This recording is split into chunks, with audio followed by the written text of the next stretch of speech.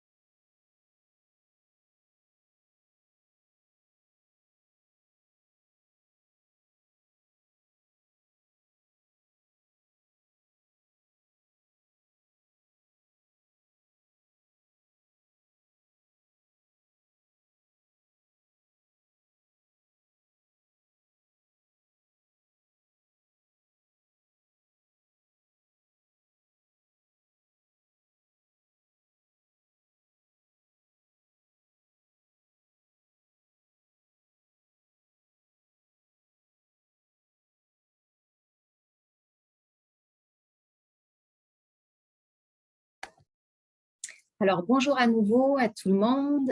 Merci d'être là. Je me présente, je m'appelle Magali Bebron, je suis directrice des programmes chez Vélo Québec et aujourd'hui, c'est moi qui vais donner cette conférence sur le vélo d'hiver parce que c'est un de mes sujets de prédilection. Avant de commencer, quelques petites instructions sur la tenue de notre conférence. Donc, vous êtes tous en mode participant, on est en mode webinaire. Bien sûr, vous risquez d'avoir des questions au fil de cette conférence. Je vous invite à utiliser pour vos questions le module Q&A, questions et réponses. Vous avez deux façons d'interagir avec nous, le chat d'un côté, donc le clavardage, et puis le module questions et réponses. Je vous inviterai donc à utiliser le module de questions et réponses. Et ce qu'on va faire, c'est qu'on va faire toute la conférence et puis on viendra répondre à vos questions pour ne pas interrompre la conférence. Et avec un petit peu de chance, en fait, on aura déjà répondu à certaines des questions que vous vous posiez, tout simplement en poursuivant la conférence. Donc, j'espère que ça vous convient. On va procéder de cette façon-là. Également, oui, je veux vous signaler que cette conférence est enregistrée, donc a priori, vous n'êtes pas visible là-dessus, il ne devrait pas y avoir de problème, mais sachez qu'on l'enregistre et qu'elle va pouvoir vous être envoyée à ceux qui s'étaient inscrits. Vous allez pouvoir la réécouter si vous étiez inscrit. Alors, adopter le vélo 4 saisons, cette conférence Vélo Mag. Tout d'abord, pour commencer, si vous ne connaissez pas bien Vélo Québec, un petit mot là-dessus. Chez Vélo Québec, en fait, on fait la promotion du vélo sous toutes ses formes, que ce soit comme moyen de transport, que ce soit comme moyen de découvrir nos régions, faire du tourisme ou tout simplement pour le loisir, le sport, s'entraîner, rester en santé. On a une panoplie de produits, de services, de représentations qu'on fait au nom des cyclistes et on existe depuis 1967. Chez Vélo Québec, on a 4 grands champs d'action. Vous en connaissez peut-être une partie. On a tout d'abord la maison d'édition. C'est à la maison d'édition qu'on édite notamment le Vélo Mag, le magazine auquel vous êtes abonné probablement si vous êtes membre de Vélo Québec. On a également l'agence de voyage de Vélo Québec qui organise des voyages de cyclotourisme un petit peu partout dans le monde et au Québec également.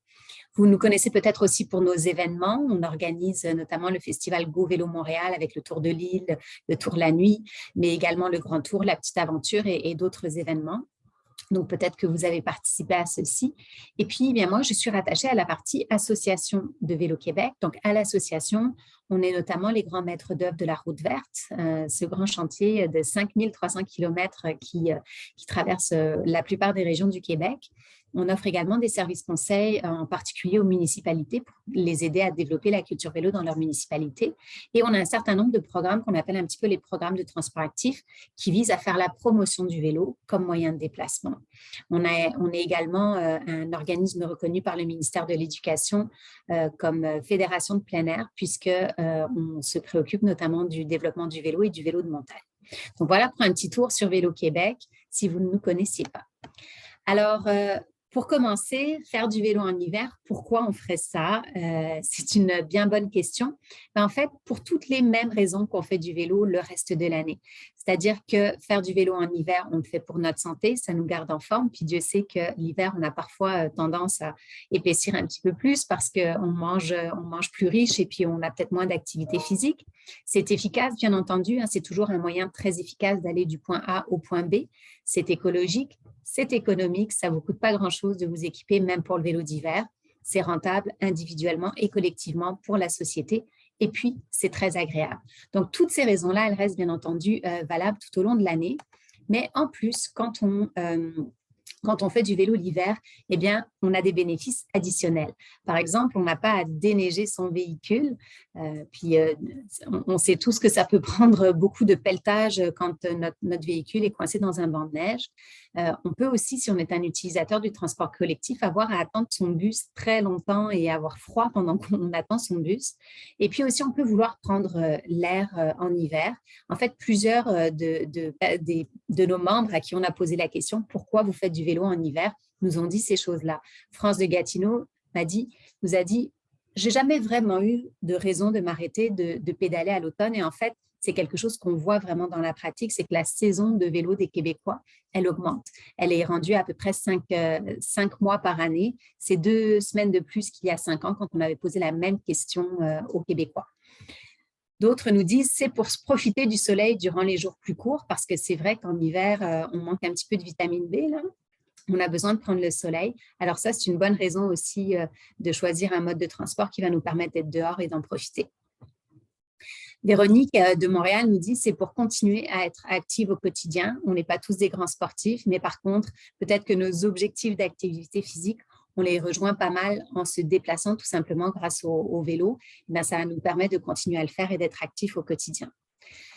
Ici, on a Chloé, également de Montréal, qui dit « Pour faire du sport et profiter de la beauté de l'hiver », en fait, beaucoup de personnes qui se mettent au vélo d'hiver vous diront à quel point ça a changé leur relation à l'hiver, à quel point ils sont capables de l'apprécier beaucoup plus parce qu'ils se sentent moins prisonniers et qu'ils font une activité. C'est un peu comme faire du ski de fond. Là. On apprécie faire du ski de fond. On peut prendre également beaucoup de plaisir à faire du vélo en hiver.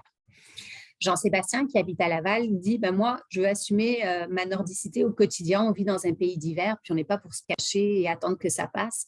On y va et on l'affronte et on essaie d'en tirer le meilleur. » Et puis, Marie-Dominique, avec ses 2 petits chiens dans sa caisse de lait, nous dit « Pour moi, c'est juste plus rapide. J'aime pas marcher, j'aime pas attendre l'autobus. Alors, pourquoi je me passerais de mon vélo juste parce qu'il fait un peu plus froid et qu'il y a un peu de neige. » Alors, toutes ces raisons-là, vraiment, sont bonnes. C'est des excellentes raisons de faire du vélo. Puis, en fait, on le voit dans les statistiques. Je vous parlais à l'instant de la saison des Québécois qui semble s'allonger. Dans notre dernière étude quinquennale qui s'appelle « L'état du vélo », en 2020, on a évalué que 190 000 personnes font du vélo au Québec en hiver, quelque part entre décembre et mars de l'année 2020. Ça ne veut pas nécessairement dire qu'ils en ont fait à tous les jours, mais ça veut dire qu'il y a certaines journées où ils ont trouvé qu'il faisait assez beau dans ces 4 mois-là pour quand même sortir leur vélo puis en profiter. Puis une des façons qu'on a de mesurer aussi la popularité du vélo d'hiver, c'est en se fiant sur les compteurs automatiques qui sont disposés sous un certain nombre de pistes cyclables, en particulier à Montréal. Puis ce qu'on a constaté en traitant ces données-là, c'est qu'en l'espace de 4 ans, le taux de rétention des cyclistes, puis ça veut dire le taux de cyclistes qui continuent à faire du vélo en hiver par rapport aux mois les plus achalandés de juin à septembre, eh bien, il est passé de 8,4 à 13,6 %. Alors, en 4 ans, de dire qu'on a gagné 5 points de pourcentage là-dedans et que les Québécois sont aussi beaucoup plus nombreux, c'est très encourageant. Mais on est quand même encore assez loin de pays qui sont pourtant des pays nordiques aussi, qui ont aussi de la neige. Puis on pense au Danemark où ce taux de rétention est plutôt de 70 à 80 %. Puis là, on se dit, il y a peut-être quelque chose de culturel et il y a encore des efforts à faire. En tout cas, on est loin d'avoir atteint le plein potentiel du vélo d'hiver. Et puis, vous êtes encore nombreux. À chaque année, je rencontre des personnes qui disent « Ah, bon, ben moi, c'est cette année que je m'y mets, c'est cette année que je me lance dans le vélo d'hiver. » Alors, on vous souhaite que ce sera une belle expérience. Une des raisons qui fait que la pratique du vélo d'hiver gagne en popularité, c'est pas sorcier, c'est simplement parce que les aménagements et le déneigement sont vraiment de mieux en mieux et qu'on peut bénéficier de meilleures conditions pour rouler. Puis ça, c'est vrai à Montréal, au centre-ville, mais pas seulement. Vous allez voir, on a fait un petit peu la compilation des réseaux cyclables qui sont déneigés au Québec dans plusieurs municipalités et vraiment d'année en année en année, ça s'étend puis c'est de plus en plus confortable de faire du vélo. Alors, aujourd'hui, on va vous présenter en fait une recette en 5 ingrédients pour pédaler en hiver dans des bonnes conditions et vous donner un maximum de clés pour que vous puissiez trouver votre meilleure façon de faire du vélo d'hiver. Mais je vais tout de suite faire un avertissement que le vélo d'hiver, ce n'est pas une science exacte. Puis, on a tous nos trucs, nos conseils, puis parfois ils se contredisent, puis vous allez peut-être trouver quelqu'un qui va avoir une opinion différente sur quelque chose. C'est correct. De toute façon, la meilleure façon de trouver ce qui fonctionne pour nous, c'est de faire des essais-erreurs, de ne pas se décourager et puis de trouver la formule qui fonctionne pour nous. Mais on va quand même vous donner ces 5 ingrédients-là en espérant que ça vous donne déjà des bons éléments pour commencer. Alors, premier ingrédient, bien important, puis ça va peut-être vous surprendre que je commence par ça, mais la visibilité. Hyper important parce qu'un hiver, ça peut être froid, ça peut être un peu plus chaud, ça peut être mouillé, ça peut être glacé, mais il y a une chose où on est vraiment certain que c'est écrit dans le ciel, c'est de l'astrologie, c'est que nos journées vont être beaucoup plus courtes et donc il y a vraiment de bonnes chances que soit quand vous partez le matin, soit quand vous rentrez le soir, peut-être même les deux, vous allez être à la noirceur et vous avez besoin d'être visible. Puis, je vais vous rappeler quelques exigences, en fait, même légales. En tout temps, de jour comme de nuit, vous êtes tenu d'avoir 6 réflecteurs sur votre vélo, un en avant, un en arrière, un sur chaque pédale, puis un sur chaque roue. Mais dès que la nuit tombe, dès qu'on est à la noirceur, on a aussi l'obligation d'avoir un éclairage actif. Donc, pas juste des réflecteurs qui vont réfléchir la lumière des phares des autos, mais vraiment votre propre éclairage actif qui va permettre aux gens de vous voir. Puis, bon, si vous êtes pris à ne pas respecter cette exigence-là, vous risquez un ticket qui va vous coûter 137 $ avec les frais. Mais surtout, c'est que si vous n'avez pas d'éclairage, les gens ne peuvent pas faire attention à vous. Et puis en plus, comme les gens s'attendent moins à voir des cyclistes en hiver, ben, c'est extrêmement important de vous assurer que vous êtes visible. Puis vous pourriez même avoir plus de réflecteurs sur votre vélo, utiliser des autocollants. Vous pourriez opter aussi pour des couleurs qui sont plus visibles, qui vont faire que vous allez être plus facilement vu sur la route. Donc voilà le premier ingrédient bien important quand on fait du vélo d'hiver. Le deuxième, ben, on va parler habillement. Donc l'importance de pouvoir rester au sec, mais pas trop chaud. Parce que l'erreur du débutant, vraiment, de la personne qui se met au vélo d'hiver, c'est de trop s'habiller, de penser qu'il va avoir très froid et puis en fait d'oublier que quand on pédale, surtout quand on pédale dans de la neige, ça peut être pas mal plus forçant, ben, on produit vraiment sa propre chaleur et très vite on va avoir chaud. Donc si au moment où vous sortez, vous n'avez pas déjà un petit peu froid, c'est que vous êtes trop habillé. Vous devriez avoir un petit peu froid au moment où vous sortez, puis avec la chaleur que vous allez produire, vous allez être confortable. Mais bon, il y a des parties de votre corps pour lesquelles ce n'est pas tout à fait vrai, et ça, c'est vos extrémités. Donc, bien entendu, vous allez vouloir protéger votre visage correctement, et puis vos mains et vos pieds. Puis au niveau des mains, vous allez devoir choisir est-ce que vous voulez y aller avec des gants ou est-ce que vous voulez y aller avec des mitaines. C'est sûr que les gants vont peut-être vous offrir une meilleure dextérité. Là, si vous avez à manipuler vos freins, vos vitesses, des choses comme ça, les gants vous offrent ça. Par contre, les mitaines, quand tous les doigts sont vraiment regroupés ensemble, ben, ils gardent la chaleur beaucoup mieux. Alors moi, personnellement, c'est vraiment les mitaines que je préfère, puis ça ne m'empêche pas de bien manipuler, je suis à l'aise avec ça. Donc, j'y vais avec ça. Vous verrez que dans le commerce, on a commencé à développer des produits qui ont un peu le meilleur des deux mondes, ou en tout cas, c'est comme ça, c'est un peu l'argument. C'est des mitaines qui rejoignent les doigts 2 par 2. On les appelle des pinces de homard, en quelque sorte. Donc ça peut être une solution mitoyenne pour au moins garder vos doigts ensemble 2 par 2, mais avoir quand même un bon niveau de dextérité. Au niveau de vos pieds, vous allez opter vraiment idéalement pour des chaussures qui sont bien imperméables parce qu'avec la slush, etc., ils vont facilement se retrouver à être mouillés et qui vous isolent vraiment bien. Donc, ça peut être des sorels, ça peut être des chaussures quand même très chaudes parce que vos pieds sont relativement immobiles quand vous pédalez. Alors, il faut bien prévoir ça. Certains décident de continuer à pédaler avec des pédales à clip. C'est sûr qu'il existe des modèles de chaussures pour pédales à clip qui sont mieux isolées en hiver, qui vont offrir une meilleure isolation et une meilleure chaleur. Mais il existe aussi des choses que vous pouvez mettre par-dessus vos chaussures pour les isoler, par exemple des couvre-chaussures en néoprène ou en isolant. Donc ça peut aider aussi à couper le vent et à couper l'humidité. Et puis, on opte pour du mérino aussi beaucoup. Hein. En fait, le mérino, c'est le meilleur ami du cycliste d'hiver, c'est-à-dire que tout ce qui est en laine, ça va vous permettre de rester au chaud, même si ça devient humide, alors que quand on opte pour du coton, ben malheureusement, une fois que le coton est humide, on a beaucoup trop froid. Ce qui m'amène un petit peu à la bonne technique à utiliser au niveau de votre habillement sur le corps. On va appliquer un petit peu la même technique que quand on fait du ski de fond. On va y aller en pelure d'oignon. Donc, on va avoir une première couche de base qui est soit en synthétique, soit en laine, comme on disait, pour vraiment garder la chaleur, même si ça devient un petit peu humide. On va avoir une couche intermédiaire qu'on va pouvoir adapter selon le froid qu'il fait. Mais moi, généralement, je n'ai jamais vraiment besoin de quelque chose de plus épais qu'une simple petit polaire par-dessus. Et puis, on va mettre par-dessus ça une couche supérieure qui va être coupe-vent et ou imperméable pour s'isoler du vent. Et avec ça, vraiment, on va avoir la combinaison gagnante, puis on est capable d'enlever, de retirer, de rajouter une couche si on a besoin en fonction de la température.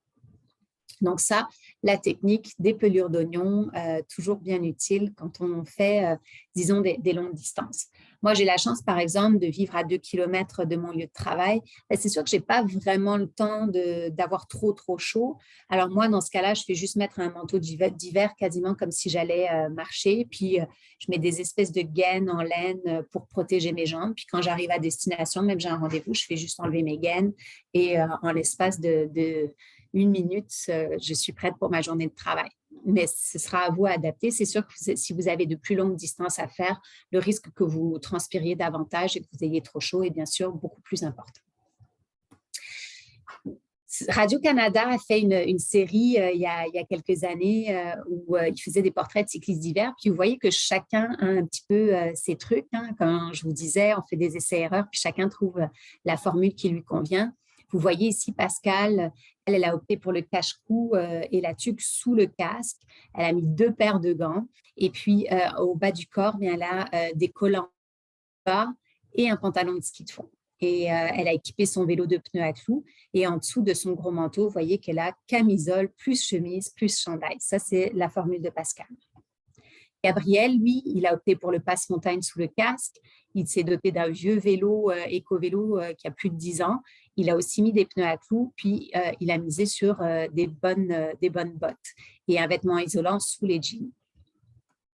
Chloé, elle, vous voyez, elle va avec des bonnes grosses mitaines un peu trop grandes parce qu'on oublie toujours que ce qui isole dans nos vêtements, etc., c'est l'air. Donc, plus vous avez d'air entre vous et l'extérieur, même mieux vous allez être isolé. Donc, c'est valable pour des chaussures, c'est valable pour les gants. Si vous êtes trop serré là-dedans, vous allez avoir froid.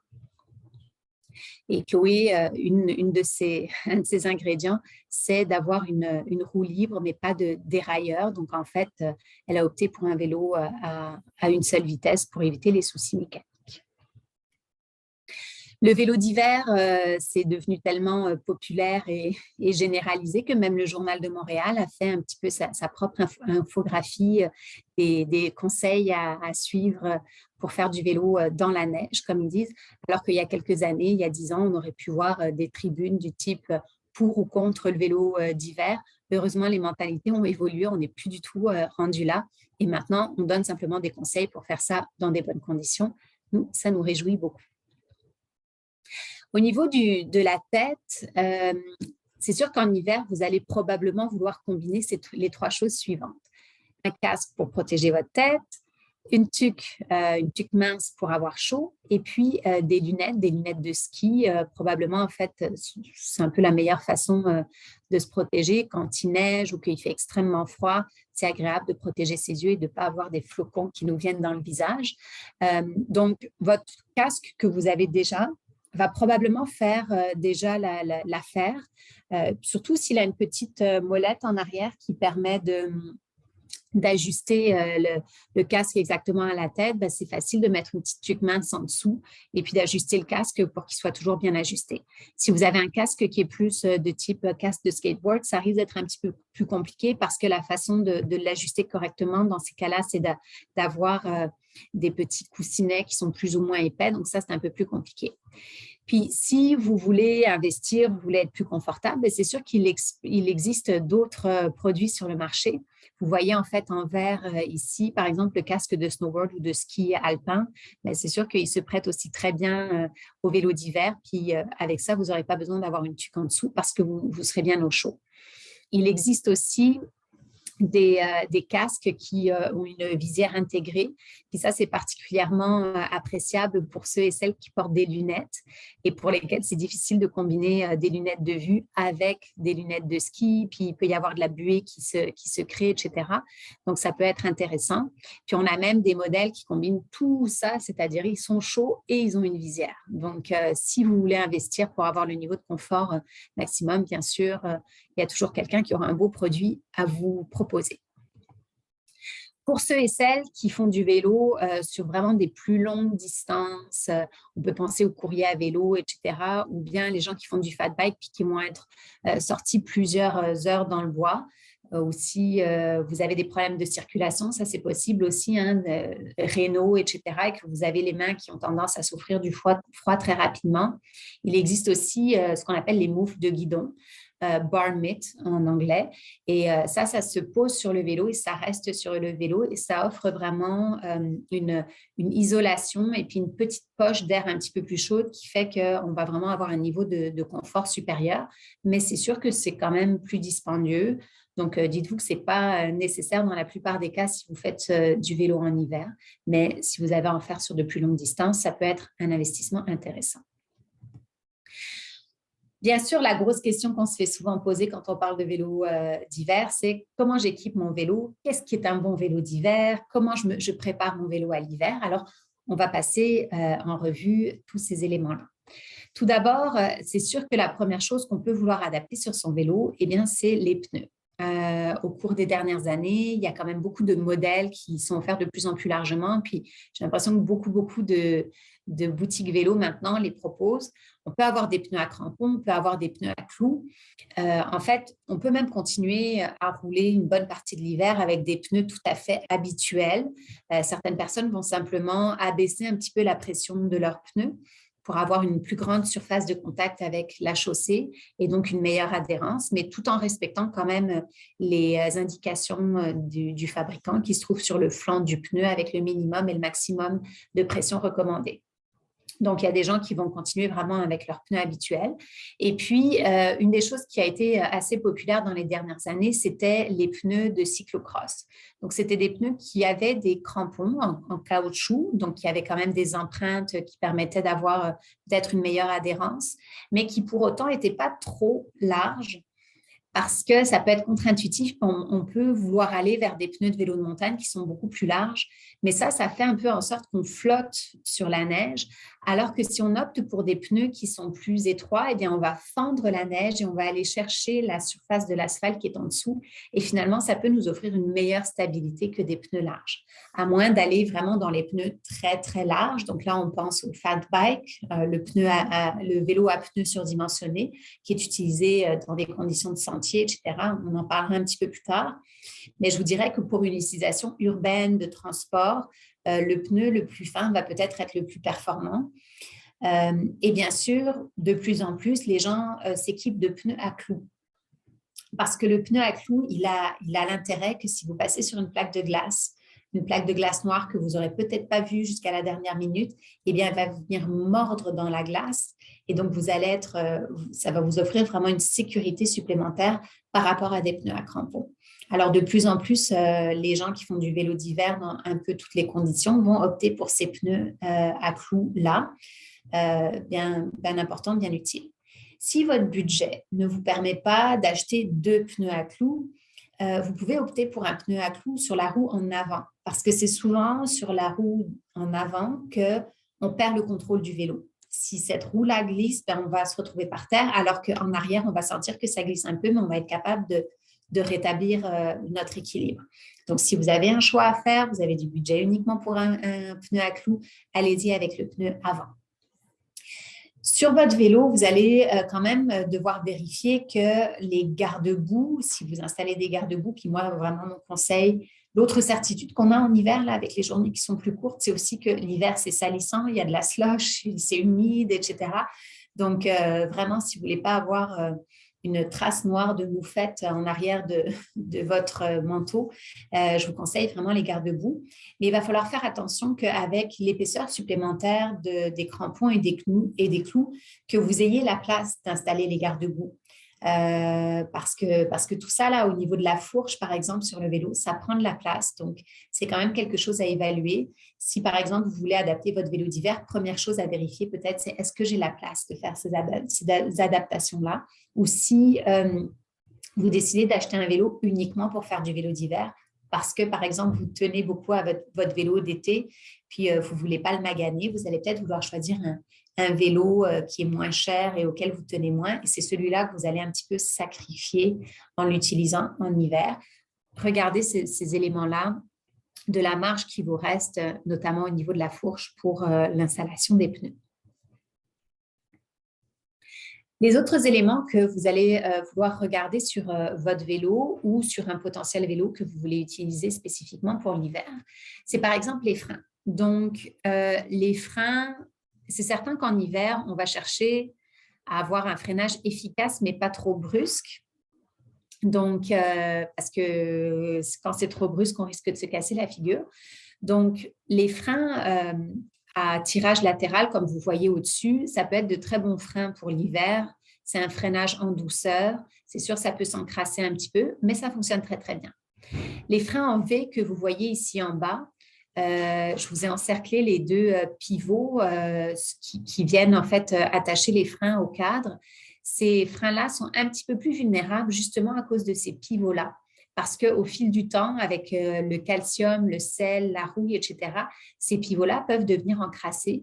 Et puis, vous allez remarquer que soit vous avez de la misère à freiner, soit vous allez freiner, puis en fait, les freins ils vont rester en position de freinage, puis ils ne vont jamais se rouvrir.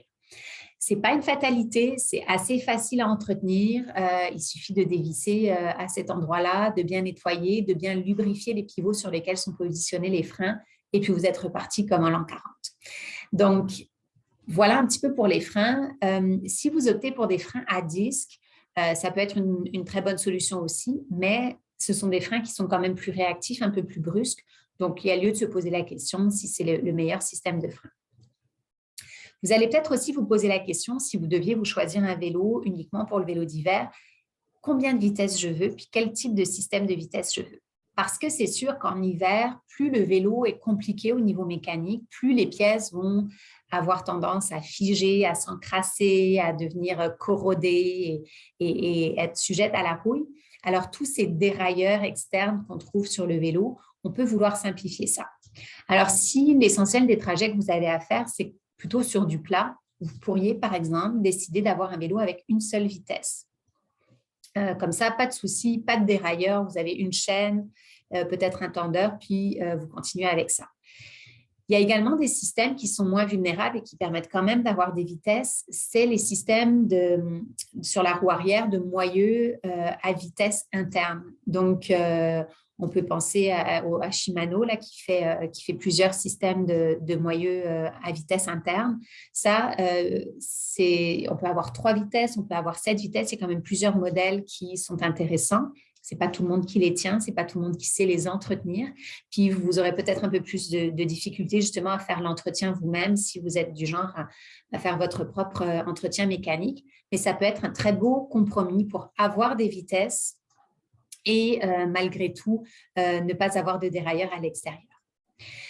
En termes de hauteur de selle, en hiver, ça peut être une bonne idée de baisser légèrement sa selle, simplement pour pouvoir mieux se rattraper si jamais ça glisse un petit peu puis qu'on a besoin de mettre le pied à terre. C'est sûr qu'on va quand même, si on a de longues distances à faire, on ne veut pas baisser la selle au point où on va se blesser puis on va commencer à développer des douleurs aux genoux. Mais de l'avoir un petit peu plus bas que d'habitude, ça peut quand même nous aider. Puis en termes de position sur le vélo, moi j'ai fait l'essai d'avoir un vélo où j'avais une position plutôt droite, ce qui généralement est une bonne idée, surtout quand on roule en ville pour bien pouvoir évaluer ce qui se passe autour de nous. Et puis, un vélo qui était un petit peu plus penché. Et j'ai trouvé que le vélo qui mettait plus de poids, de mon poids sur la roue avant, eh bien, il fendait quand même mieux la neige. Alors ça, moi, j'ai trouvé que c'était intéressant de pouvoir mettre un peu plus de poids sur la roue en avant pour permettre de mieux naviguer. La première victime de l'hiver, bien souvent, ça va être votre cadenas. Dès que les températures vont chuter un peu, on voit popper partout des gens qui disent « Oh, mon cadenas est bloqué, je ne suis plus capable d'ouvrir mon cadenas » ou encore pire, « J'ai forcé pour essayer d'ouvrir mon cadenas, j'ai cassé la clé à l'intérieur. » Alors ça aussi, ce n'est pas une fatalité, mais ça veut dire qu'il faut un petit peu de maintenance préventive pour éviter d'avoir des problèmes avec son cadenas. Avec les 3 flèches là que vous voyez sur le cadenas, ça, ce sont les points que vous pouvez lubrifier avec le même type d'huile que vous utiliseriez par exemple pour votre chaîne. Vous pouvez aller mettre quelques gouttes de lubrifiant. Ça va faire en sorte que les mécanismes vont bien fonctionner et surtout que l'huile sera là, donc l'eau ne va pas s'introduire. Parce que le pire, c'est quand on a des combinaisons de météo avec par exemple des précipitations, de la pluie ou de la pluie verglaçante, puis après une chute de température, l'eau se retrouve dans le cadenas, gèle, et puis là, le mécanisme ne fonctionne plus. Donc, de la maintenance préventive, lubrifier auparavant, ça peut vraiment aider. Si vous êtes mal pris et que votre cadenas est déjà dans cette situation-là, on peut, par exemple, utiliser du dégivreur pour les serrures d'auto. Ça fonctionne très, très bien. Là, c'est un jet qu'on met dans le trou de la serrure et ça fonctionne très bien. On peut, si on est mal pris, essayer de réchauffer. Moi, parfois, juste avec mon haleine, j'ai soufflé dans le cadenas un peu. C'est sûr que ça rajoute de l'humidité. Ce n'est pas idéal, mais ça crée assez de chaleur pour débloquer le mécanisme. Quand j'ai été un petit peu plus mal prise, j'ai même utilisé un chalumeau sur mon cadenas, mais je vous dirais que les parties en plastique en ont un petit peu souffert, donc on espère ne pas se rendre là. Vous pourriez aussi verser de l'eau bouillante, mais si vous faites ça, il faut vraiment ensuite pouvoir sécher complètement le cadenas, donc le rentrer à l'intérieur, puis par exemple le mettre au four à basse température, mais quand même au four, pour le sécher complètement avant de le lubrifier et de le ressortir. Ou bien, l'autre truc qu'on m'a conseillé, c'est par exemple d'utiliser un oreiller magique, là, les petits coussins magiques qu'on peut réchauffer au micro-ondes, puis on vient mettre ça autour du cadenas pour réchauffer le mécanisme. Et puis là, ça peut déjà régler pas mal de soucis. Bien sûr, en hiver, avec le sel, le calcium, etc., il va falloir équiper puis entretenir son vélo de façon plus régulière. Votre chaîne en particulier, là, je ne sais pas si vous le voyez sur la photo qu'on vous montre, mais il y a vraiment un chaînon qui est en train de casser sur la chaîne tellement elle a été attaquée par la rouille. Donc ça, qu'est-ce qu'on fait? Mais on lubrifie régulièrement sa chaîne pour éviter ce genre de problème-là. Puis on va opter généralement pour un lubrifiant pour conditions humides. Donc ça, c'est un lubrifiant qui va être plus visqueux que ce que vous utiliseriez en été. Donc, en été, l'avantage, c'est qu'on y va avec quelque chose d'un petit peu plus liquide, puis la poussière prend moins dans ce liquide-là. Mais en hiver, avec l'eau, etc., le lubrifiant va partir beaucoup plus rapidement. Alors, on va plutôt opter pour le lubrifiant humide. Je prends une petite gorgée, je vous reviens. L'autre partie qu'on va vouloir bien préparer ou lubrifier, c'est tout ce qui est câbles et gaines sur votre vélo. Donc, des câbles et des gaines, vous en avez sur 2 systèmes sur votre vélo, sur le système de frein et sur le système de vitesse. Et vous avez des câbles qui coulissent dans ces gaines-là. Et s'il y a beaucoup d'eau qui s'introduit là-dedans et qu'il gèle, bien, on comprend que ça va tout coincer dans ces gaines-là. Alors là, on va avoir la même approche, c'est qu'avant l'hiver, idéalement, on va venir mettre quelques gouttes de lubrifiant à l'entrée et à la sortie de toutes ces gaines-là pour occuper l'espace avec du lubrifiant et que l'eau ne puisse pas s'introduire et faire en sorte que même en conditions froides, tout ça va bien fonctionner et va bien glisser dans les gaines. L'autre problème qu'on peut avoir en hiver, puis ça, malheureusement, c'est un peu plus difficile de faire une maintenance préventive, c'est qu'en dessous de certaines températures, je vous dirais à partir de moins 15 degrés, là, il se peut que le mécanisme qui se trouve dans votre roue arrière, donc selon la génération de votre vélo, ça va être une roue libre ou une cassette. Sur la roue arrière, à moins que vous ayez un vélo à pignon fixe, vous avez tous un mécanisme qui fait en sorte que quand vous pédalez, ça entraîne par en avant, mais que quand vous arrêtez de pédaler, le vélo continue. Ce mécanisme-là est constitué de plein de petits cliquets qui sont à l'intérieur et qui doivent s'enclencher et se déclencher selon le sens dans lequel on tourne. Et si le lubrifiant fige dans cette cassette ou dans cette roue libre parce qu'il fait trop froid, les cliquets ils vont rester dans une position ouverte. Et le symptôme que vous allez avoir, en fait, c'est que vous allez pédaler, mais vous allez pédaler dans le beurre, puis ça ne va pas entraîner la roue arrière. C'est parce que la cassette est figée. Je vous dirais que dans ces cas-là, la meilleure chose à faire, c'est rentrer son vélo à l'intérieur, puis attendre que ça réchauffe, et vous allez voir, votre cassette va se remettre à fonctionner dès qu'il fera un petit peu plus chaud. Ça m'est aussi arrivé de faire un traitement de choc avec un chalumeau, mais disons qu'on n'est pas tous en train de traîner un chalumeau avec nous pour des cas comme ça. Mais ça peut être utile. C'est vraiment juste une question de température. Peut-être qu'il y a des cassettes d'un petit peu meilleure qualité qui sont moins à risque d'avoir ce genre de problème. Et paradoxalement, dans mon expérience, j'ai trouvé que les vieilles roues libres étaient peut-être plus résistantes et moins sujettes à ces problèmes de gel que les cassettes un petit peu plus modernes.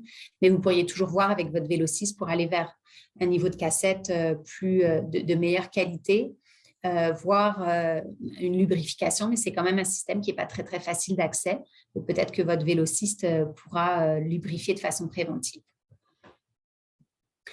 Voilà pour tout ce qui touche à l'adaptation du vélo. On verra un petit peu plus tard s'il y a des questions auxquelles je n'ai pas répondu à ce sujet-là. Mais on va, en attendant, aborder notre quatrième ingrédient, qui est donc l'importance d'adapter sa conduite et son itinéraire en hiver. Parce que c'est quand même vraiment autre chose l'hiver. Je vous le disais, au niveau de la conduite, une des choses qu'on va vouloir faire peut-être en démarrant le matin, c'est de s'assurer que nos freins fonctionnent toujours bien et qu'on n'a pas justement un problème de câble qui ne coulisse plus dans la gaine. Parce que ça peut être assez épeurant d'arriver à sa première intersection, de vouloir freiner puis de se rendre compte que nos freins ne fonctionnent plus. Donc, un petit réflexe à développer, le matin, vous partez, vous vérifiez vos freins, surtout s'il y a eu une grosse pluie verglaçante et que votre guidon ressemble à celui de la photo. Pour le reste, les conseils que je vais vous donner, c'est vraiment les mêmes conseils qu'on peut appliquer quand on conduit une auto. C'est-à-dire qu'en hiver, on ralentit, on prend les virages plus larges, on ne veut pas prendre des virages secs parce que c'est ça qui peut nous faire tomber. On garde ses distances et on anticipe pour ne pas avoir à freiner brusquement. Et on s'assure d'avoir un contact visuel parce qu'encore une fois, les gens, les conducteurs en particulier, les conducteurs, conductrices vont être moins habitués à vous voir. Donc, assurez-vous qu'ils vous ont vu et que quand vous arrivez à une intersection, ils ont bien pris note de votre présence. Au niveau de l'itinéraire, c'est sûr qu'une partie du réseau cyclable va un petit peu disparaître. Pour la ville de Montréal, pour ceux et celles qui habitent Montréal, vous pouvez taper en fait les mots-clés carte, réseau cyclable, ville de Montréal, à peu près dans cet ordre-là, et vous allez tomber sur la carte des voies accessibles 4 saisons. Donc ça, elle a déjà été mise à jour pour… ah non, ça c'est celle de 2020-2022, donc on attend celle 2022-2023. Mais on nous dit qu'il y aura 711 km de réseau cyclable à Montréal qui seront disponibles. Ceci étant dit, il faut faire la part des choses entre la théorie et la réalité. C'est que dans la légende de cette carte-là, vous allez voir qu'il y a du rouge pour les voies protégées 4 saisons. Donc ça, vous pouvez quand même vraiment bien vous fier dessus. Ce sont des voies qui vont vraiment avoir des efforts de déneigement particuliers.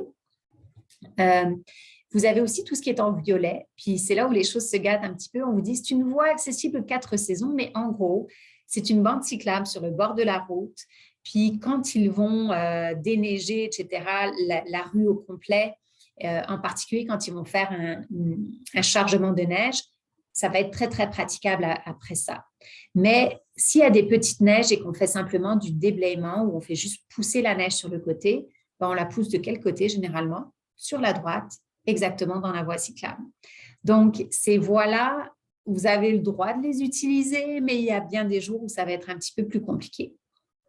On le voit quand ils mettent ça là dans la légende, ils disent à la suite ou pendant une opération de déblaiement, il se peut que les bandes cyclables ne soient accessibles qu'en partie seulement en raison de la neige qui est disposée de chaque côté de la rue.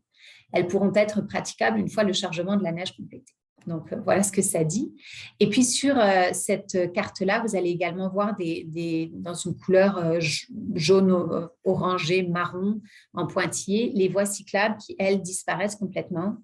Donc, en fait, ce sont pas mal les pistes qui sont dans les parcs. Et également le long, par exemple, du canal de la Chine, si c'est un axe que vous utilisez pour aller du sud-ouest au centre-ville. Ou bien on peut aussi penser à la piste des carrières qui longe la voie ferroviaire.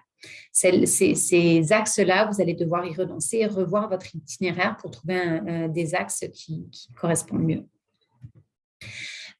Donc, à quoi ça ressemble la réalité du vélo en hiver selon le type de rue que vous allez choisir? Par exemple, vous avez tout ce qui est piste sur rue permanente. Donc, ça, c'est celle où on vous dit elles sont physiquement séparées de la circulation. Elles vont vraiment avoir des efforts de déneigement particuliers. Le déneigement, il peut être un petit peu variable. Puis parfois, vous allez passer d'un arrondissement à l'autre, puis vous allez remarquer que le niveau n'est pas tout à fait le même, ou bien il y en a qui sont passés avant, il y en a qui sont passés plus tard. Mais ce qui est agréable, et particulièrement en hiver, c'est qu'on est protégé de la circulation. Alors, on a vraiment notre espace à nous.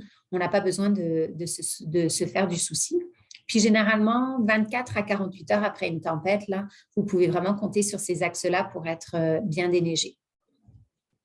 On a également tout ce qui est plus petites rues résidentielles. Donc, c'est sûr que dans ces rues-là, le déneigement est plus tardif parce qu'elles ne font pas partie des rues prioritaires. Il y a moins de circulation, donc les pneus des voitures vont aussi avoir moins agi sur les déglaçants. Et puis, on va souvent se retrouver dans une situation où on est un peu en largeur réduite. Finalement, on va devoir suivre les traces des pneus des autos. Puis, quand on a quand même un certain nombre de rues, en particulier à Montréal, où on a des bandes cyclables qui sont peintes au sol et qui permettent de circuler à contresens de la rue quand elle est à sens unique, mais c'est sûr que dans ces cas-là, c'est vraiment moins confortable d'essayer de rouler à contresens sur une rue qui est rendue pas mal étroite, où on ne voit pas vraiment qu'il y a une bande cyclable pour la circulation en contresens. Donc ça, c'est vraiment moins idéal. Puis sinon, on a tout ce qui est les artères principales. Donc, c'est sûr qu'elles sont rapidement déneigées. Elles font partie des priorités. Souvent, il y a des circuits d'autobus. Elles vont parfois être mouillées, mais parfois, on va avoir mis tellement de déglaçants qu'elles sont carrément sèches, faciles à naviguer. Et c'est là où on va avoir peut-être le plus de place pour dépasser et circuler. Mais c'est sûr que la circulation y est plus intense et plus rapide. Si vous n'aimez pas ça en été, vous n'allez pas non plus aimer ça en hiver. Sauf que c'est vrai qu'en hiver, quand les conditions sont glissantes, tout le monde va quand même un petit peu plus doucement. Donc, peut-être que vous vous retrouverez un petit peu plus sur ces artères principales-là. Et puis enfin, il y a toutes les pistes que vous trouviez vraiment bucoliques en été parce qu'elles passaient par des parcs le long de l'eau, etc. Mais pour des raisons d'écologie, on ne déneige pas vraiment dans les parcs, on ne met pas d'abrasif. Ça se peut qu'on vienne damer ou qu'on vienne aplatir la neige et que ce soit praticable à pied. Mais pour peu qu'il y ait des gels,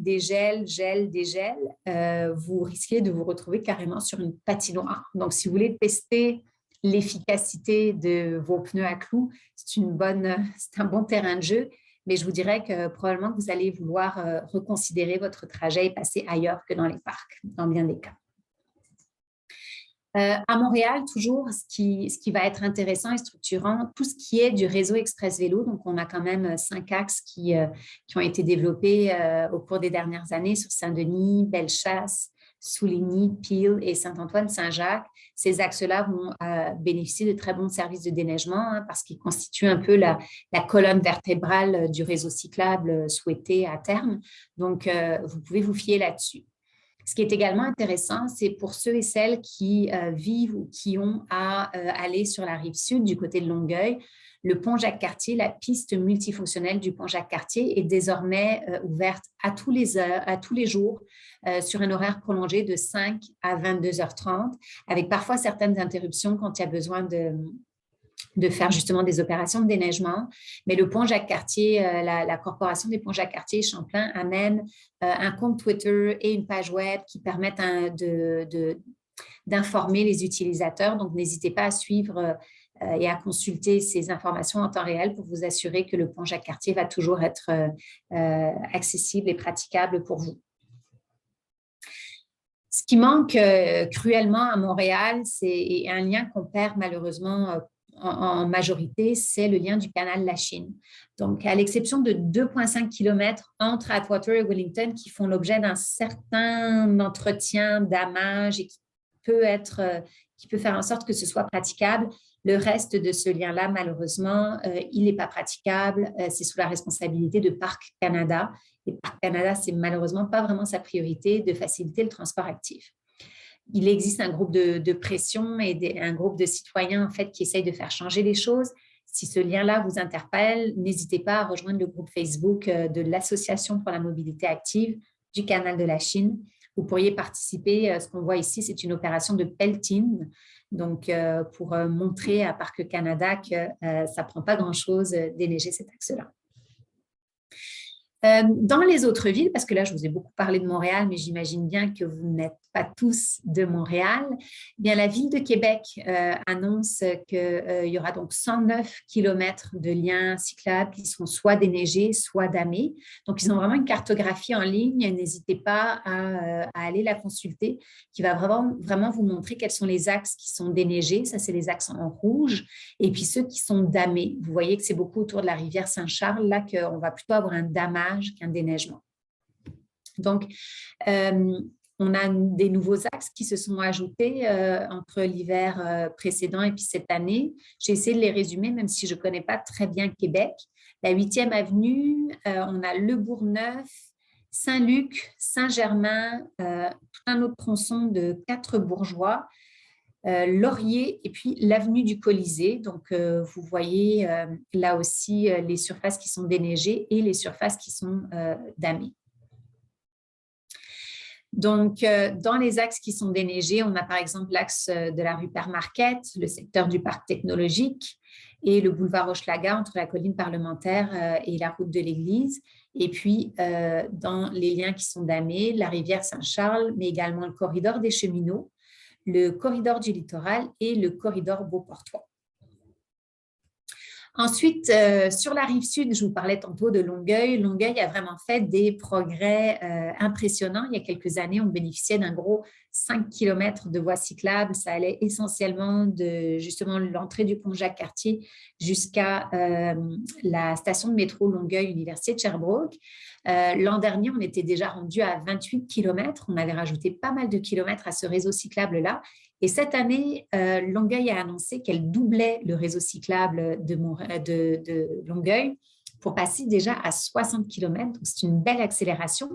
Ça va même jusqu'à Saint-Lambert et à Carignan. Donc, là aussi, il y a une cartographie que vous pouvez consulter pour avoir toute cette information-là. Et puis, ce qui est intéressant, c'est que Longueuil ne s'arrête pas là et nous dit vouloir continuer à étendre son réseau cyclable hivernal pour atteindre plus de 116 km d'ici 2025. Ils ont déjà identifié, donc vous voyez avec les différentes couleurs, le nombre de kilomètres supplémentaires qui s'ajouteront au cours des prochains hivers. Également, ici, on a la ville de Gatineau qui déneige plusieurs sentiers multifonctionnels.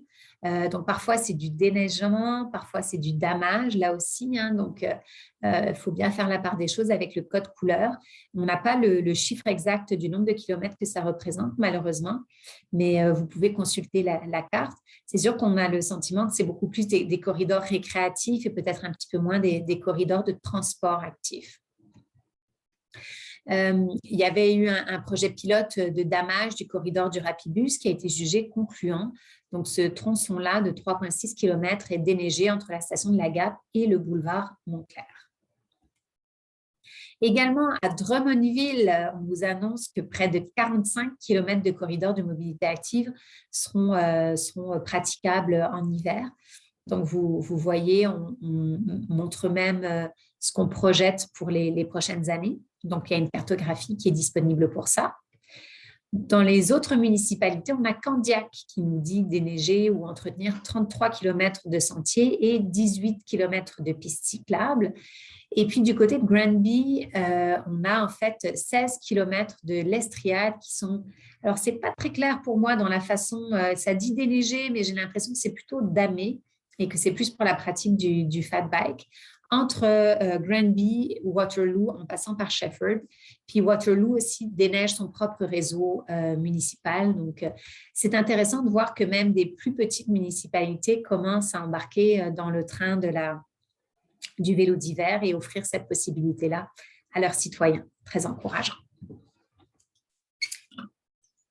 Donnez-moi le temps d'une petite gorgée. Et on continue. Donc, on est déjà arrivé à notre 5e ingrédient. Notre 5e ingrédient, c'est d'avoir du plaisir. Donc, par quoi ça passe? Bien, ce qui est important en hiver, première chose, c'est bien sûr de respecter son niveau de confort. Il n'y a personne qui est là pour vous juger si vous prenez votre vélo ou pas. Puis peut-être que pour vous, faire du vélo l'hiver, dans le fond, ça veut dire sortir quand la chaussée sera parfaitement déblayée, qu'elle sera quasiment sèche parce qu'on aura mis on aura épandu beaucoup de sel et de calcium. C'est ça votre façon de faire du vélo d'hiver. Bravo, c'est parfait, continuez comme ça. Il y a des personnes qui vont vouloir aller plus loin. On va peut-être vouloir vraiment faire du vélo dans des conditions plus difficiles, parfois dans la neige. Mais même rouler dans la neige, en fait, on peut prendre beaucoup, beaucoup de plaisir à ça. Donc, moi, je vous encourage aux premières neiges à prendre votre vélo puis aller dans un parc, dans un lieu sans circulation et puis de développer ce sentiment-là parce que votre vélo va se comporter un petit peu différemment. Donc, assurez-vous que vous êtes à l'aise avant de vous pitcher dans la circulation, en quelque sorte. Puis pour ceux d'entre vous qui veulent vraiment continuer dans quasiment toutes les conditions ou qui veulent avoir vraiment la paix d'esprit de ne pas glisser sur une plaque, ben, je vous conseillerais peut-être vraiment d'équiper votre vélo, par exemple, avec des pneus à clous. Ça peut faire une belle différence pour votre tranquillité d'esprit. Puis, il existe aussi toute une variété d'événements qui peuvent vous donner l'occasion d'essayer avant de vous lancer. Donc, par exemple, le 18 février, il y a un groupe de citoyens autour du groupe Facebook Vélo d'hiver qui organise le Forum du vélo d'hiver 2023. Donc, il y a une foule d'activités. Généralement, vous allez pouvoir essayer des vélos chaussés avec différents types de pneus. Vous allez pouvoir participer à une course de vélo sur glace. Vous allez avoir des conseils, des conférences, etc. Donc, ne manquez pas ça. Et puis, faire du vélo en hiver, ça peut aussi vouloir dire en faire juste pour le loisir. Et je vous le disais tantôt, les vélos à pneus surdimensionnés, c'est vraiment un phénomène qui a pris beaucoup, beaucoup d'ampleur et on a une offre de plus en plus intéressante vraiment au Québec. C'est un peu l'équivalent de faire du vélo de montagne en quelque sorte. On peut l'essayer, ça aussi, on n'a pas besoin de s'équiper du jour au lendemain. On peut louer dans plusieurs magasins de Montréal, par exemple, je vous en ai mis plusieurs ici, des fat bikes, comme on les appelle, et également plusieurs parcs CEPAC, en fait, un certain nombre d'entre eux. Vous voyez ici Aiguebelle, le parc du Bic, les Hautes-Gorges de la rivière Malbaie, les îles de Boucherville, Jacques-Cartier, Mont-Saint-Bruno, Mont-Valin, Oka, Yamaska, proposent la location de vélos à pneus surdimensionnés pour que vous puissiez profiter de leur sentier. C'est une activité qui est intéressante parce que parfois, quand les conditions de neige ne sont pas assez bonnes pour faire du ski de fond, eh bien, pour le vélo à pneus surdimensionnés, c'est des conditions parfaites et on peut donc en profiter. Si vous cherchez un lieu pour pratiquer justement cette activité-là, on a un réseau en ligne, on a un répertoire des sentiers de fat bike qui est disponible sur le site de Vélo Québec, donc vélo.qc.ca. Plus de 90 réseaux là, qui se sont développés en l'espace de quelques années seulement. C'est vraiment impressionnant, la croissance. Donc, n'hésitez pas à consulter notre répertoire en ligne pour ça. Et puis, si vous cherchez un peu des conseils et vous vous demandez en quoi ça consiste, on a également édité un livre qui s'appelle « Le bonheur en gros format », le guide du fat bike, donc à consulter également ou à acheter chez Vélo Québec.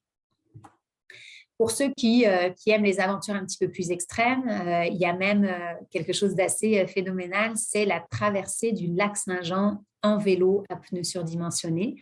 La formule change un petit peu selon les années, là, mais n'hésitez pas à chercher et à vous inscrire. Ça attire quand même des athlètes du monde entier. C'est vraiment une sacrée épreuve de faire ça selon les conditions, mais ça peut peut-être en attirer certains. Donc, en résumé, voilà un petit peu, on touche à la fin de notre heure de conférence. Ce que je vous disais, nos 5 ingrédients là pour se mettre au vélo d'hiver. Premièrement, vous assurez d'être bien visible. Deuxièmement, restez au sec, mais ne vous habillez pas trop parce que sinon vous allez avoir trop chaud. Équipez et entretenez votre vélo, préparez-le, lubrifiez-le pour éviter les soucis mécaniques. Adaptez votre conduite, choisissez votre itinéraire en fonction des axes qui seront encore déneigés et praticables, et puis ayez du plaisir. Pour aller plus loin, bien sûr, sur notre site web, vous allez trouver une foule de ressources, des petites vidéos, des conseils, des choses comme ça. Donc, n'hésitez pas à consulter notre site web. Également, il existe des communautés entières de gens qui ne jurent que par le vélo d'hiver. Le plus gros groupe, c'est celui de Montréal. Vélo d'hiver Montréal compte maintenant plus de 15 000 membres. Ça vous donne une idée de l'ampleur du phénomène. Et puis, d'autres groupes ont vu le jour dans d'autres villes. Donc, on a le groupe L'hiver à vélo à Québec ou Vélo d'hiver à Québec. Et on a également un groupe à Gatineau, Vélo d'hiver Gatineau. Pour ceux et celles qui voudraient faire du vélo en hiver avec leurs enfants, il existe aussi un groupe Facebook pour ça, que ce soit pour transporter les enfants sur son propre vélo ou bien parce que les enfants sont rendus à pédaler eux-mêmes et que vous vous demandez où trouver des pneus à clous d'un diamètre de 20 pouces. Eh bien, toutes ces questions-là se posent sur ce groupe-là. N'hésitez pas à aller le consulter. Et puis, certains d'entre vous me poseront peut-être des questions sur le vélo électrique et je m'excuse d'avance si je n'ai pas vraiment de réponse là-dessus. C'est une pratique que moi, je maîtrise un petit peu moins. Mais là aussi, il existe un groupe spécifique vélo électrique d'hiver Montréal et là, vous allez trouver des passionnés qui vont pouvoir vous dire lequel des modèles fonctionne mieux puis comment ils s'y prennent pour leur batterie, pour leur autonomie, etc. Pour le vélo électrique.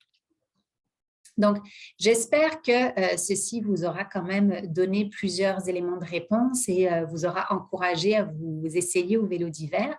Je vais maintenant prendre connaissance des questions que vous avez pu poser dans le module de questions et réponses et on va voir si on y a répondu. Je vois que ça s'est résolu. Combien coûte un pneu à clous de qualité moyenne, demande Carole. J'ai regardé pas plus tard que hier, ça commence à 75 $ à peu près. Là, on vous a répondu environ 80. Ça peut aller jusqu'à 120 $ et peut-être même au-delà. Ça va dépendre du nombre de clous. Hein. Il y a des pneus qui ont 120 clous, il y a des pneus qui ont 240 clous, mais ça vous donne un petit aperçu. Ce qui est intéressant, c'est que certains... un premier arrondissement montréalais a décidé d'aider ses citoyens à sauter le pas et offre une subvention équivalente pouvant aller jusqu'à 200 $ pour permettre aux citoyens de ces quartiers-villes de s'équiper en vélo, en pneus à clous, par exemple. Donc, on espère que ce genre d'initiative-là va se multiplier au fil des années. Les pneus à clous, Carole également... demande si les pneus à clous risquent de s'user prématurément sur l'asphalte. Oui, c'est une possibilité. Puis, certains vont avoir 2 paires de pneus et vont changer de pneus selon les conditions.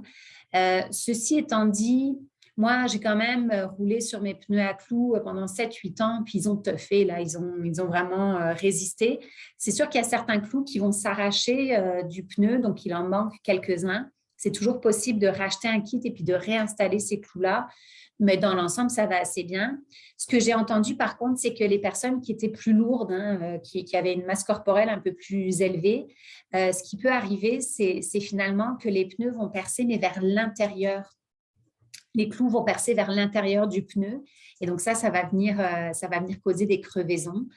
Donc, ça, c'est quelque chose qui peut arriver quand les pneus ont plusieurs saisons dans le corps et qu'elles ont dû supporter pas mal de poids. Donc, ça peut arriver. Mais moi, maintenant, je vous avoue que je ne me casse pas le bicycle. Là, je pose mes pneus en début de saison et je roule avec toute l'année. Enfin, non, toute la saison. Là, ça y est, moi, j'ai déjà commencé avec la première neige qu'on a eue à Montréal le 16 novembre, je crois. Oui, c'était le jour de notre première activité, justement, de notre première conférence sur le vélo d'hiver. Et je vais probablement les garder jusqu'au mois de mars. C'est un peu plus forçant, on se fait les muscles davantage, mais moi, je ne m'inquiète plus trop pour ça, là. Ça vaut la peine de les installer et puis d'avoir cette tranquillité d'esprit. Nouvelle question, est-ce qu'il faut laver souvent le vélo ou pas? Ah, ça, c'est une bonne question, Andrea, merci de la poser. Il y a plusieurs écoles dans le stockage, le lavage du vélo, etc.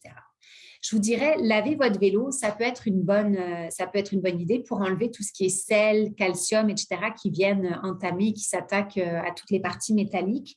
Mais idéalement, si vous voulez laver votre vélo à grandes eaux, ben, il faudrait qu'il puisse sécher complètement après avoir fait ça. Donc, si vous avez la possibilité de laver votre vélo puis de le faire sécher correctement, allez-y. Je sais qu'il y a certaines tours à bureau, certains employeurs. En fait, on était au Collège Rosemont justement la semaine dernière, puis ils nous ont montré, ils ont une douche à vélo. C'est vraiment le fun. Donc, dans ces cas-là, vous pouvez le faire. Mais c'est sûr que si vous douchez votre vélo, puis que là, vous le sortez dans le gel et que tout ça pogne dans les câbles, les gaines, les systèmes, etc., vous allez être plutôt mal pris. Donc, beaucoup de personnes vont simplement opter pour une espèce de petite balayette. Là, ils vont enlever le plus gros de la neige quand ils rentrent le vélo à l'intérieur et puis ils vont se contenter de ça. Vous pouvez aussi y aller avec un chiffon humide, essayer d'enlever un petit peu la glace. Il y a aussi la question de est-ce qu'on rentre le vélo à l'intérieur ou bien est-ce qu'on le laisse dehors?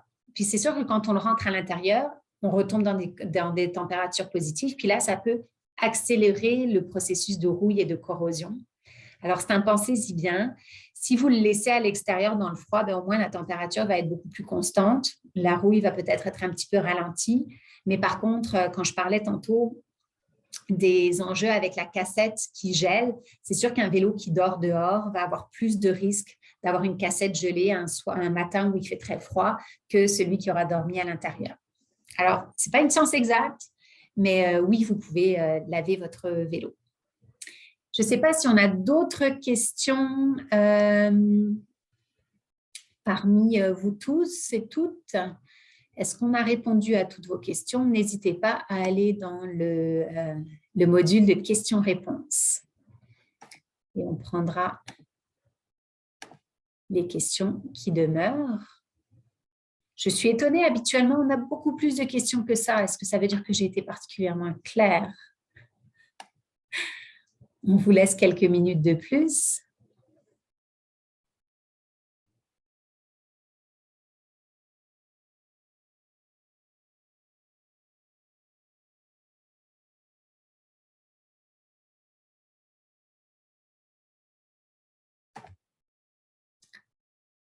Je ne vois pas d'autres questions. N'hésitez pas, c'est le bon moment pour les poser.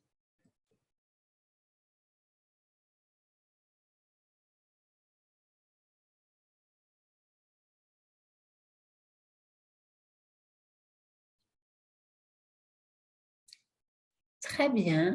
Eh bien, si vous n'avez pas d'autres questions, je vous souhaite à toutes et tous une excellente soirée. Je vous rappelle que cette présentation a été enregistrée, qu'on va vous faire parvenir l'enregistrement pour que vous puissiez la consulter. L'entretien des freins à disque pendant l'hiver, Baron, bonne question. Je m'y connais un petit peu moins en freins à disque.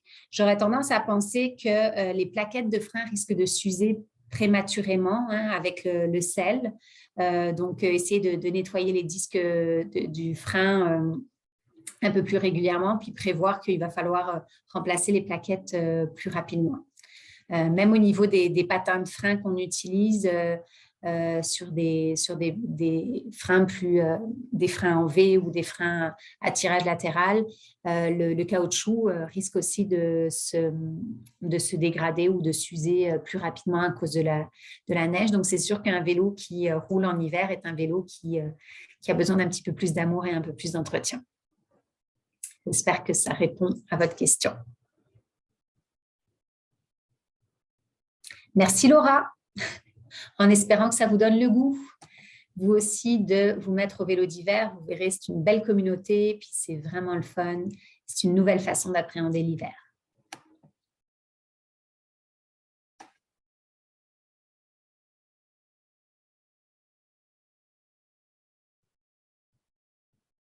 Eh bien, bonne soirée tout le monde. Ah, une autre question? Merci Carole.